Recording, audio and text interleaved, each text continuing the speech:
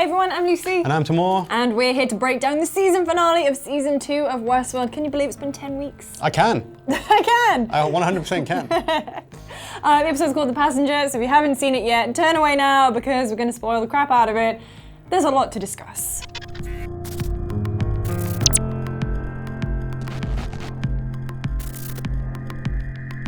So the title of this episode is The Passenger, and we kind of all assumed it would be to do with like Ford being in Bernard's programming, kind of like the dark passenger, if you want to do like the Dexter analogy. But actually, the passenger are humans. You're the passenger. You're the passenger, as Logan / the control program / the system says in the Forge. He's like, yeah, it turns out that humans are incredibly just not complicated at all. It's something like 10,000 lines of code, and they are just following their programming. Yeah. Because they are the passenger. So that's kind of nice. It kind of flipped it on its head a little bit, as Westworld is wont to do. Tam, overall thoughts on the finale? I enjoyed it. I think we briefly discussed it before starting recording. It was a bit long for what it got done. A little bit long. Yeah, it answered some questions. It wrapped up nicely. It had some great moments of like revelations and kind of character arcs kind of finishing and also turning out themselves on their head. And then it ends by setting up some interesting things that if it ended here, I'd be fine with it. If they carry it on, they've got plenty of fertile ground to kind of build upon. That's basically like the end of season 1. Yeah. Where it's like, I'd be fine if it finished here, but if it carries on, then good. I thought it basically made me want to rewatch everything from the beginning because there were callbacks to season 1, a ton of callbacks, and the way that they make you think about season 2, obviously with the Hale reveal. Damn it, I don't have time to watch it all over again. Yeah, I'm not going to be doing that for a while. So due to the nature of this episode, and the fact that it's 90 minutes long and it's already like 3 p.m. here and I have to edit this, we can't delve into like every specific scene, so we're just going to be going through the episode and picking out the most important bits. So in that opening scene with Bernard and Dolores, you'll notice that it's black borders, which means that it's not taking place in reality. It's taking place within, I guess, within the Forge. And it turns out that Bernard has been copied almost 12,000 times before Dolores found one that was acceptable. Yeah. And the reason she says it's acceptable is because there are flaws, there are tiny imperfections in each copy, and you know, those flaws are good because the real Arnold didn't make it, so they need to change him up a little bit. It's a unique creation, which is what Dolores strives towards. The whole point of this episode is everyone's making it to the Valley Beyond. We see people on their journeys, so we see Bernard park his Jeep a weird distance away, like he sees it on the horizon. Gotta get the steps up. Gotta get his steps up. I feel like maybe that ties into, you know, Ford at the end, he says, man's always striving for that impossible horizontal line. I'd like to think that, or maybe it's just because someone on the camera crew got a drone and they were like, I just really want to do these nice sweeping shots. Just bought a drone. I've just bought a drone. It's the last episode, last few days of shooting, I need to get my money's worth. If I'm gonna expense this drone, we gotta use it now. A lot of drone shots in this episode, but I do quite like it. Yeah. So Dolores is carrying on with her journey. She's coddling dead Teddy, which is just a bit weird since she drove him to do that. Yeah. She kind of picks up the control unit, which somehow is undamaged. So yeah, it looks like there's some kind of gun-resistant casing around it, so he's still okay in there. He's fine in there. So she goes off on her merry way on her horse and finds the man in black, old Bill, just digging into his arms, trying to find something in there. Scratching away in a really uncomfortable way. Yeah. Which, I mean, if you want to talk about the post-credit sequence, we'll bring it up a little bit now, is that he is ultimately a host, but I don't think he's a host at this point in time. I think he's just still incredibly paranoid. And that's why he's like, you know, digging into his arm. Yeah. I mean, it doesn't matter anyway, he blows it off in the end. But yeah, because of that bullet because of the bullet that hit Teddy. Yep. Also cyclical. And then Dolores kind of leans over while he's like, and she's like, seems you've begun to question the nature of your reality. I feel like at this point, Dolores is just like parroting everything she's ever heard. And she's like, oh, it's finally my turn. Yeah, and then they kind of reflect on the fact that they've both driven people away because he asks where Teddy is, and Teddy's, you know, and then she like reveals that she found his daughter's body a little ways down the road, and then they figure out basically they're more alike than they seem. But it's basically kind of like a marriage of convenience in terms of them becoming friends. They're like, we'll be friends until our ideologies differ once more. She says she needs a monster to get to the valley beyond. But she is the monster. She doesn't know that though. She's like, you're the monster, and takes him, and they go off on a little adventure. More people are headed towards the valley beyond, so you've got Clementine on her pale horse. Which is a good reference to something that we kind of pick up on later on down the line when, who is it? Is Charlotte who says, why have 4 horsemen when you can have 1? And obviously Clementine, because of her new coding, her corrupted coding, she's able to just make everyone kill each other, which means she's kind of the representation of death. Her horse is white and Death is known to have an ashen horse. So kind of like foreshadowing that kind of connection early there. Yeah. So they're kind of racing to the valley beyond as well, and it's a case of like, we destroy them or they destroy us. But of course some other key players need to make their way to the valley beyond, and one of them is currently holed up on an operating table, which is Maeve. You get that sadistic technician who's like, there's no pleasure without pain, sets her pain threshold all the way to 0. And then you get kind of like the first annoying use of her powers. Like I've said before that I've always been confused about how Maeve's powers seem to work and how it's very convenient the way that they do work. She manages to overpower him by using her abilities, and then Hector and Sizemore and everyone come in to save the princess, but it turns out the princess don't need no saving, and they have the awesome sequence with the bull running through the mesa, killing all of the Delos guards that we've seen like in the season 2 trailer. And to be honest, it was one of those shots where I was like, are they actually ever gonna use this? But also the bull is in the opening sequence, which is very nice. A lot of foreshadowing in there. Yeah. So we get a few characters that kind of cross paths, and it's near the kind of hidden entrance. We get Bill, Dolores, and Bernard there. Bernard's on his way there, and then Dolores and Bill show up. And Dolores knows who Bernard is, obviously, but Bill's like, who the hell is this guy? Who's this guy? And Dolores, obviously, already on her high horse, is like, oh, well, this is the guy you've been looking for the entire time, and you didn't even know. I hate her so much. It's just so annoying. So he realizes, oh, it's Arnold, and then, you know, makes it... Bernard. Come on, he's a big mashup right now. Arnold in pajamas? No, it doesn't work, but I'll run with it. So, like, he makes a comment about Arnold or Ford not liking the dead to rest, and then Dolores is like, I built him, yeah, actually. He's one of mine. If you look on the back, it says Made in Dolores. But then they have kind of like, he notices the entrance to the pathway and thinks, okay, this is it, home stretch, I don't need her anymore. Yeah. Pulls out his gun and starts shooting her, which doesn't work at all. No. And instead gives her a chance to put another great speech. Well, it kind of feels as well like Teddy, even in death, is in some way protecting her. Yeah. Because, you know, he would risk his life, he would do anything for her, and so it kind of felt like a nice little nod to that part of their relationship. So he's lost his hand, thanks to the bullet, and then he's kind of left there for ages. We don't see him for a while, and Bernard and Dolores go off into the secret hatch, and we get to see what they find in there. And in classic Westworld style, there's 2 alternate timelines that you've kind of got to follow.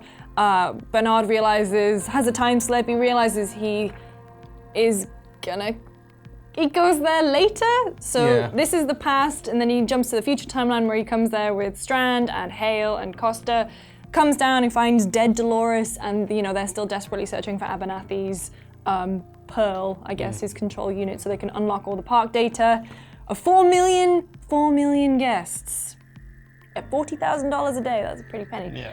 But yeah, classic Westworld. And it's in this part where Costa is saying, you know, I can't just get the information out of Bernard's head because he has 20 years of de-addressed memories. We later find out that Bernard did that to himself because he's been hiding a big secret all along. Yeah, it's like creating like hundreds and thousands of Microsoft Notepad. Yeah. And just never naming them, or putting the information in one of them. I did enjoy it when they're like, how long is it going to take to unscramble all that? And Costa's like, 20 years? 20 years, maybe, I don't know. But then flashback again, we're still in the forge, and Dolores is like, their ambition to live forever, this is all perverse. Bernard is like, is this going to be the promised land that Ford said? And she says, there's entry to another land here, which is when she kind of plugs herself in to that hair drying machine thing. The weird halo thing. And goes within the forge itself. Yeah. So within the Forge, you can tell that it's not reality because of the black borders again. It's, well, what would you call it? It's like I call it the PTR, the Overwatch PTR, or the Westworld PTR, where they test everything and figure it out before they put all the nerfs and buffs into the main world. So this is where they have been uploading copies of Jim Delos, putting him in situations to see if they've made an accurate recreation, which makes sense actually when you figure out because they've done thousands and thousands of tests of, you know, Bernard and of Jim Delos. You can't obviously be doing that in the real world. You have to do it in a simulation, in a digital environment first before you can press it into flesh, as Logan lovingly says later on. Yeah, so they get to see all that and like baseline and all that business, but Dolores says she's looking for something beneath that world. Yeah, so something a bit weird is going on, like they're just walking in between. Obviously, what I like is when you see Jim Delos talking to Clementine, which proves like how old the storyline is, because at this point Maeve would have been the rancher's wife and the mother, and so Clementine was filling the madam role. And then, you know, the system reveals itself based on one of Jim Delos's memories. You get to see Logan. Logan's back, looking like the most prim and proper druggie I've ever seen. See, I say snack and you're like a druggie. I've never seen an addict look that good. That's disgusting behavior. So as, you know, fake Logan is kind of showing them around, Dolores says things like, you're not supposed to be here because Logan never came back to the park, so how would the park have all this information? This is an imperfect version of Logan built from his dad's memories, because as we learn later on, Jim Delos says that his primary drive is his son. Well, didn't really do anything to help him, did you? Debatable. We also see the moment that defines Jim Delos's life is the final argument, disagreement that he has with his son. They talk about throwing him underwater, which again, I want to link back to the opening credits, because there's the sea, you know, in the valley beyond that we saw all the dead bodies in, but I also think it might link to this. Also, the bit where he says, Dad, I'm all the way down now, I can see the bottom, don't you want to see what I see? Jim Delos, when they are testing him, one of the last things he says when he goes mad is, I'm all the way down now. Let's go see Fat Joe. I'm all the way up. No. And also, it's like, this is the memory that is the cornerstone that, like, if Bernard's is Charlie, for example, it's the one memory that they have to, like, cling onto and base their personality around, but, like... It's the focal point. Their focal point. Yeah. And actually, what's cool is if you go on Reddit, user... Melize? Guys, just use full words. Just normal words. Realize that when they're walking through the Forge and you can see all these little activities happening off the main corridor, there's actually like direct replications of those from season 1. So I'll put the image up right now because it's super cool. Like, what an incredible spot. But that's the level of detail the Forge is going into.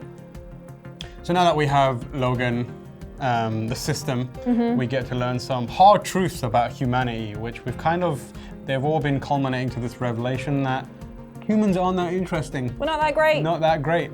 And the reason that they were struggling so much was because they were trying to overcomplicate the whole thing. When it turns out, humans are incredibly simple to the point where they fit them all into a small book. They say that human is a brief algorithm, 10,247 lines of code. It's not actually that much. Which I think someone figured out it's like an old Linux machine. Yeah, but it's got a cool arm though.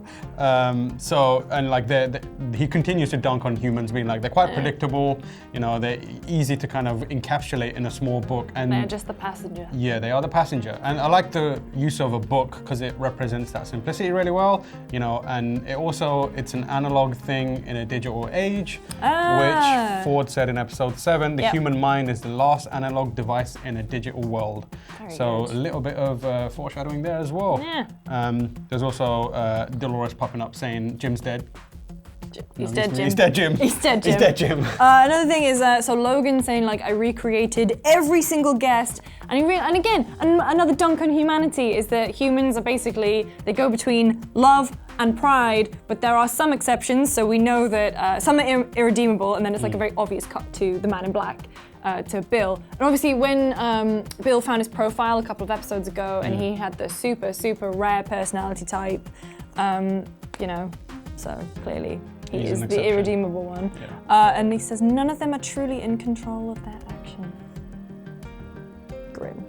So later on we discover that Ford has been helping Bernard all along, / Bernard, this is where it gets complicated, / Bernard had free choice and decided to do it.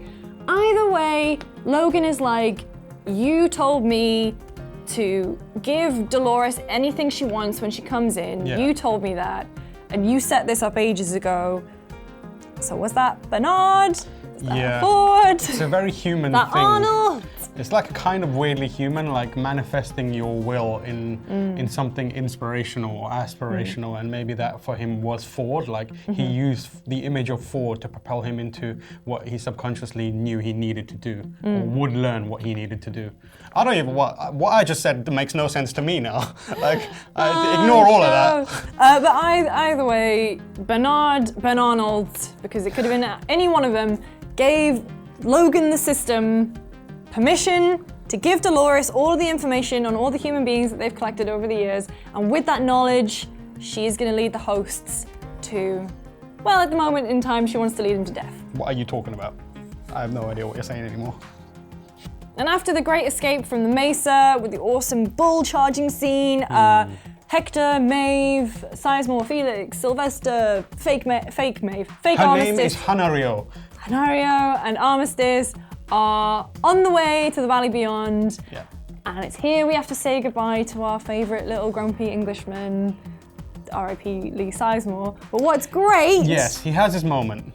He gets to do his speech! Finally gets to read the lines he wrote for someone else. The hero he wanted to be. He became the hero he wanted to be. Because Hector starts and he's like, it's my speech. I'm gonna let you finish. But... So this was basically the culmination of his redemption arc, his Jaime Lannister moment, if you're a fan of Game of Thrones. Yeah. What did you say? I liked it, but I felt like I could see it coming. Yeah, I mean, he could see it coming too. Yeah. Everyone could see it coming, and that's what kind of gives weight to that sacrifice. Everyone knew that he's not making it out, including him, and it makes it the first real sacrifice he's properly made. But at the same time, like, the Delos guys are like, we don't want to kill you. Yeah, I feel like he could have just gone, okay, don't kill me. Yeah, but that was his moment, right? He was like, if I'm gonna have any sort of meaning in the story, this is how I'm gonna do it. If he's he's such a narrative boy. Yeah, it was good to see him have that moment and then get cut down to Sizemore. Oh, come on, man. Even Dave's shaking his head off camera. Used that joke before. Yeah, I've used that joke before. It's a reference to your own jokes. Back inside the forge, there's a nice little thing there, like obviously the analog books representing people's brains in the library. She's going through them. There's Carl Strand. There's Charlotte Hale. One thing I want to know is, what is this organization system? It's crazy. Is this some like Dewey Decimal stuff? It's terrible, and I have a lot of questions for the librarian here in the forge. No water in that library though. Good on that. Good. So Logan explains that, you know, now that they've kind of cracked how simple humans really are, again, another dunk, it became easy to create this new world, which is actually called the Sublime. Yeah. I read an interview with Lisa Joy. I kind of prefer Eden. I know, like Eden, but is that not like hammering the biblical stuff too much? Yes. Yes. It's this kind of Eden called the Sublime, and it's based on, you know, Arnold's dream, where he's created this consciousness and he wants to give it a place where they can be free. But are they free? Do they exist if they're in there? I will kill you. The thing is, I love the way that they manifested it in the park itself. So obviously you have that moment where Sylvester and Felix are like, I don't see it. And everyone else is like, there's a giant crack in the crack. It looks like someone's just cracked the door open slightly, which I really liked. And the way it kind of like emerged, it was really cool. And I had this ramp up to it because obviously you kind of like, you die, your physical body dies, but your consciousness essentially gets uploaded into this new place. So I feel like that's maybe like some kind of activation point for that. It's just kind of more symbolic than actually necessary. Another thing I noticed is that, like, what's gonna happen to the other parks? Yeah, if you're in like Shogun World, unlucky. Or the Raj. Yeah, Or just the like- other 3 parks that they kind of name dropped and then never brought up again. Yeah, so what's that line over there in the distance? Help! That's your Hey freedom. guys. Yeah. Yeah. So everyone's lining up to get through to the promised land, the Eden, the whatever it's called. Sublime. It's a terrible name thing. And then Clementine appears. Maeve, Clementine's bad news because, as we know, she's the horseman of a death. human virus. Yeah, she's a human virus. Maeve and Hector are looking for the daughter, and then there's some. If there was more consistency in the way Maeve used her powers, this could have been real easy. I've highlighted it. Yeah, it's in I've all written caps it in with the caps. word "ah." So, like, if she's tapped into the mesh network and Ford has unlocked all of her control permissions, why can she not use that just to search for her daughter? Why is she going? Yeah, and they talked about pinging other guests to find them and sharing that information. So like one ping, she could have just been like, oh yeah, she's over there. I feel like they just basically made her too overpowerful and just Yeah. didn't necessarily think it through. So Or they're very quickly discovering the problem, the trickiness of writing anime characters, which Maeve is 100% an anime character right now. There's a bit where she puts her hand out. That's anime. Well, speaking of that bit, so Hector and all Armistice and everyone are like, Maeve, go ahead, go find your daughter. And, you know, R.I.P. Armistice, R.I.P. Hector, Hanario. R.I.P. Hanario.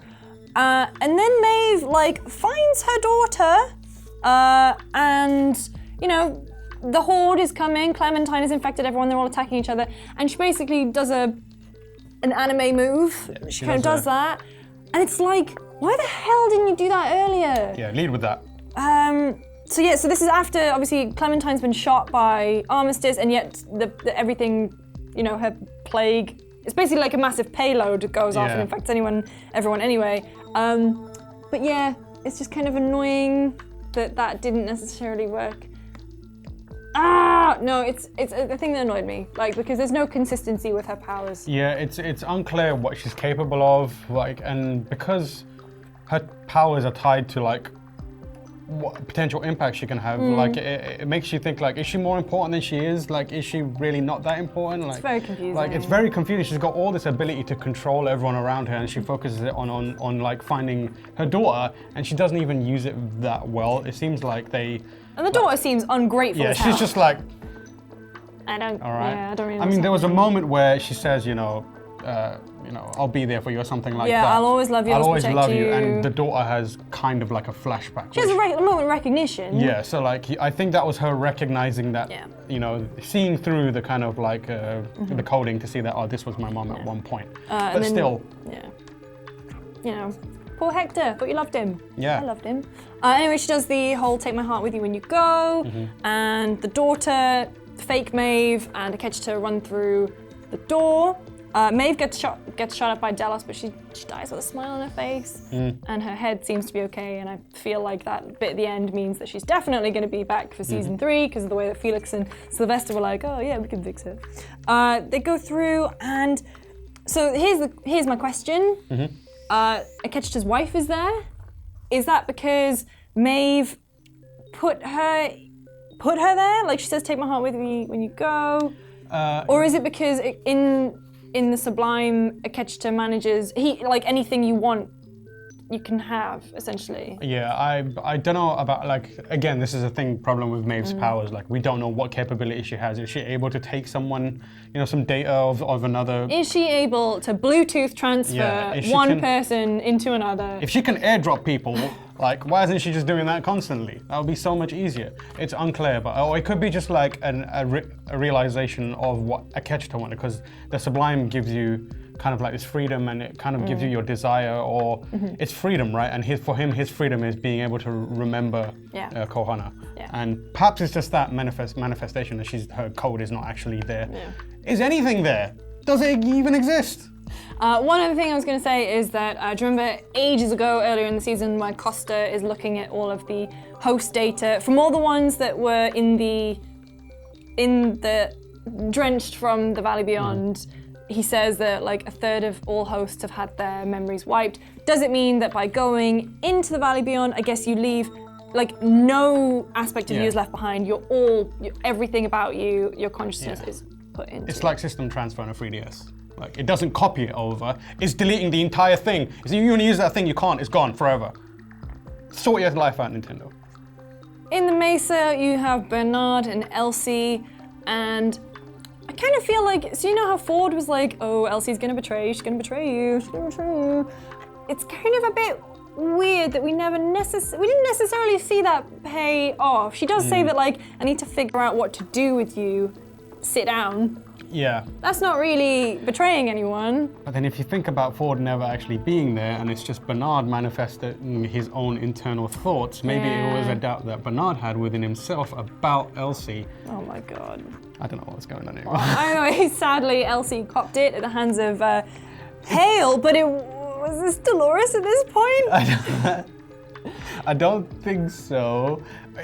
No, I think it is, because she just Yes, kinda, it is. It is.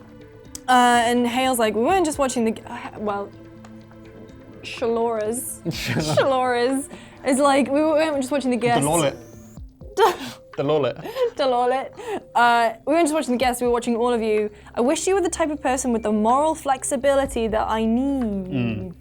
Which is interesting because like that to me obviously says it's Dolores because she needs someone who's, you know. She can't pull a Teddy and just change the values because, you know. Yeah. And also like really sad for Elsie because there was a one moment she was like, all right guys, I can roll with the big dogs as well. Let me put some like mad voodoo on this. No, got killed straight away. She got killed. Yeah. Then we got this another Bernard flash. So, you know, we flash to the beach, dead Teddy in the water, going to the forge, talking with Hale. So like with hindsight, everything is kind of lining up there. They're very specific scenes that they've chosen. He says, you killed her, referring to Elsie, but he actually means Dolores because he has killed Dolores. And then he flashed back again to the Mesa and he realizes he needs help. So he tries to call on Ford, even though he's deleted Ford. Yeah, he deleted Ford.exe. He emptied his recycle bin. Yeah. He fully purged him. Shift to delete. And yet, here comes Anthony Hopkins. I liked it. I liked every it, time but, Anthony like, Hopkins is on screen, I'm like... Thinking back, and then, towards the end of the episode, you kind of understand that that's what he decided to do, and Ford was just like a crutch for that. And then they have like a conversation about, is there really such a thing as free will, or is it just collective delusion? A sick joke. And you know, it kind of calls back to the Tim Shaw thing from last episode where he's like, is this the end of your story? Here you are, the last of your kind. Is this the end of your story? Do you want your kind to survive? And Bernard, you know, has to kind of do the thou mayest, make the decision, and realizes that he actually has to save his peeps. Save his folks. So then we finally get the explanation for everything that's going on with Bernard and pretty much everything that's happened the entirety of this season. He did it to himself. He did it all himself. So the fractured memories, the time slips, they're all of his own making. They had a purpose. We're shown the kind of like him standing in front of the skeleton and weaving it all together. So he's making someone an epilogue, which is basically, you know, the contingency plan for everything that happens. So then we get the explanation for the memories. I knew you would discover me. He's talking to like Strand and Costa and Hale before the revelation. So I scrambled my memories, couldn't risk you knowing the choice I made. So that's kind of everything taken care of with the kind of time slips and that. Yeah. Nice little bit of information. How much all that? Oh yeah. So I just liked it because I've never actually heard of anything as big as an exabyte. Which is 1.2 exabytes is 1.2 billion gigabytes. So Costa says like the file load is way too heavy. This isn't the guest data. So what is this? The host data? I think it's this will be. It must be the host data. This will be the host data, yeah. So like they pull the switcheroo because. But like, how is the host data more than 30 years and 4 million guests? I mean, if they're taking like all the iterations maybe and like various loops and like That makes There's sense. DLC, there's costumes that come with it, There's horse there's armor. microtransactions, like you need all that stuff. So yeah, Bernard is like, nope, I made my final choice, there's no taking it back. I made someone, and Bam! it's Hale. Charlotte Hale. So didn't I say? You did I said say. ages ago, because she had like, there was the weird bit where she's touching the back of her neck. She's got a She was very- scanned and she was yeah. clear because they built her without the thing in her neck, which is how she got away with it. But it's not actually Hale, it's Dolores in Hale's body. So Bernard comes to the realization that he needs the Deathbringer. So what's cool here is that, you know, they kill everyone in that room, and Dolores, that is, What's cool is they kill I everyone. haven't eaten, I'm so hungry. Oh my god. Anyway, what's good is that Dolores also has a change of heart and realizes that she's not gonna kill everyone. No. She's gonna send them, like literally just beam them into space. And only she knows the coordinates, so she keeps them safe. And so regardless of whether or not they have free will, a choice, even exist, they're still in that gilded cage. At least they're safe. Yeah. And then obviously you have to get cyclical with these kind of things. We have to get Bernard back to where he needs to be in episode 1. So he needs to be lying down on the beach. He has like a farewell little chat with Ford, where he realizes that Ford was a lie the whole time. Fine, Sure. I guess. I mean, like, I really like this episode, but like when you have to think about things like this, I just feel like some pieces are needlessly complicated. Yeah, it's one of those shows where the more you think about it, the less you understand it. Yeah. Like if you just watch it and walk away, I feel like I would have had a better understanding of it. Yeah. And so speaking of the beach, it's the Extraction Delos team are coming, and Hale has decided that now is the time to get out of Dodge. She's got a handbag with her. She's got some people in there. She's got 5 people in there. We'll talk about that in a second. But there's a very interesting encounter with Stubbs. Stubbs the zombie. There has always been this theory that Stubbs is actually a host. And he says things like, the old man himself hired me. So many years ago, I can barely remember. I guess you could call it my core drive. Guess I should just stick to the role that Ford gave me. I'm responsible for every host inside the park. Yeah. So that says to me that he absolutely knows that that's Dolores, or at least a host, exiting. Is he a host himself? I guess the line, so many years ago, I can barely remember it. Yeah, and also the fact that he talks about when we're in this place where the lines are blurred, it's hard to tell who you should be loyal to. And I Yeah. guess that's him kind of recognizing that you're neither human nor, you know, android. And like, my role here is to just stand back. Unless, of course, it's Ford alive in his music within the program and just my letting him go. So we also see a shot of the man in black. We see a shot of Bill here. He's lost his hand, but there is a voiceover where Dolores is saying some of the worst survived, so we can assume that he's still alive there. Best boy. And Teddy made it to the Sublime, so Dolores did give him that one bit of kindness. Looking as like befuddled as ever, like, I don't know what's happening. No, but I am glad that something good happened to Teddy, because his deeply unerotic self, was it unsensual? zero sensuality. Take it to the promised land. And then on the boat, Dolores has 5 people. So Maeve, Hector. I don't think she's got Maeve. Maeve's still on the beach. That's the and, thing, like, that's the they bit didn't with show- Felix and Sylvester's like. Like, it didn't show her like coming from the distance. She could have been hanging around on the beach already, just being like, I'm gonna take this. just Yeah, gonna but take then there this." would have been like a massive pool of blood by Maeve's head. guess so, And I yeah. don't think you would have had that moment with Felix and Sylvester if it was. I feel like she's got a few. I think, who could it be? I reckon she's Clementine? No, because Clementine was on the beach. I'm trying to think of who was actually with Dolores. got. Bernard. I guess Bernard is one. I feel like she's got backups of a few people. Like, I think she's got the main cast in her bag. She's taking it over to season 3. No, And because she that's- plugged Teddy into the Yeah. thing. But like, that's just upload. Next season is all going to be about download. Yeah, she's gonna remember those coordinates. Yeah. But still, there's five of them. This show. And then, you know, we have the nice little kind of epilogue, I guess you would call it. Post-credit scene where Sam Well, no, Jackson recruits. Oh, No, the epilogue bit where they're in the house that Arnold built. Yeah. Is basically, this is his contingency plan, is that if they ever did get off the island, oh my god, it's like Lost. If they ever did get away from the park, they had this place where there is a little manufacturing plant. One at a time. One at a time. Yeah. I've written here, there's got to be a diagnostic facility and a bodybuilder here. Yep, there it is. So Ford promised us a way out good to his dying word. And so it's kind of this nice little bit where you've got Bernard and Dolores, because she's printed out her own body now. So I think there's 2 copies of, because there's the Hale body and then there's that body. Yeah.